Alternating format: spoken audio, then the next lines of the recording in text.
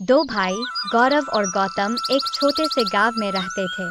दोनों का दृष्टिकोण जीवन के प्रति और खासकर कपड़ों की खरीदारी को लेकर बिल्कुल अलग था।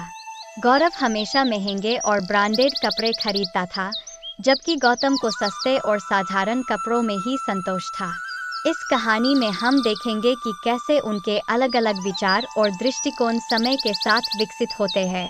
गौरव और गौतम दोनों भाई एक साथ घर में बैठ करके एक दिन शहर जाकर कपड़े खरीदने की योजना बना रहे थे और उसी समय दोनों भाइयों ने तय किया कि आज ही दोनों एक साथ खरीदारी करने चलेंगे ताकि एक दूसरे को कुछ सुझाव दे सकें।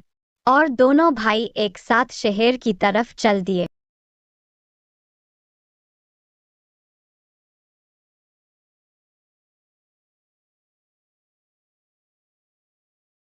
भैया कोई एक सबसे अच्छा और महंगा सूट दिखाना तो जरा। सर इतने सारे सूट टंगे हुए, इनमें से कौन सा वाला सूट दिखाए सर? ये लाल वाले के बगल में टंगा हल्का ग्रीन वाला सूट कितने का है? सर सब कुछ काट पीट कर आपके लिए इसकी कीमत 10,000 रुपये है, क्योंकि आप हमारे नए कस्टमर हैं। हंसते हुए कहा। अरे भाई 10,000 रुपए एक सूट के लिए, इतने में तो मुझे कम से कम 2-2 हजार रुपए के 5 जोड़ी कपड़े मिल जाएंगे। गौरव ने गौतम से कहा। तुम भाई महंगे कपड़े पहनने से तुम्हारी छवि और आत्मविश्वास दोनों ही बढ़ जाते हैं। गौतम ने अपने बड़े भाई गौरव को जवाब देते हुए कहा। भाई कपड़ों से ज्यादा हमें हमारी सोच और हमें दूसरों के साथ अच्छी अच्छी बातें करना और एक दूसरों को सम्मान देने से समाज में व्यवहार और हमारी पहचान बनती है, महंगे कपड़े पहनने से नहीं। लीजिए सर, आपके सारे कपड़े पैक हो गए हैं। गौरव ने वह महंगा सूट खरीद लिया, जबकि गौतम ने उसी दुकान से सस्ते और साधारण कपड़े खरीदे।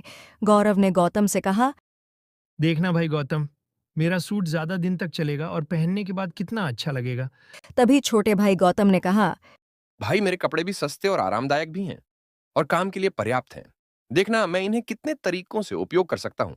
कुछ महीनों बाद गौरव का महंगा सूट पहनने के बाद फीका पड़ने लगा और उसमें सिलाई की दिक्कतें भी आ गईं। वहीं बड़े आराम से चल रहे थे, क्योंकि उसने उन्हें सही तरीके से संभाल कर रखा था। गौरव ने गौतम से कहा। यार, तुझे सस्ते कपड़े खरीदने का जो तरीका मालूम है, वह तरीका मुझे भी सिखा दो। भाई गौतम, मैंने देखा कि तुम्हारे कपड़े ज्यादा दिन तक चलते हैं। गौरव की बात सुनकर गौतम ने हंसते हुए कहा। भाई कपड़ों का चयन उनकी गुणवत्ता पर निर्भर करता है, न कि उनकी कीमत पर। और हाँ, इन्हें सही तरीके से धोना और रखना भी जरूरी होता है। गौरव ने समझ लिया कि महंगे कपड़े खरीदने से ज्यादा जरूरी है कि उन्हें कैसे संभाला जाए। उसने गौतम से कपड़ों के बारे में और जानकारी ली और अगली बार से वह भी कपड़े खरीदते समय उनकी गुणवत्ता पर ध्यान देने लगा।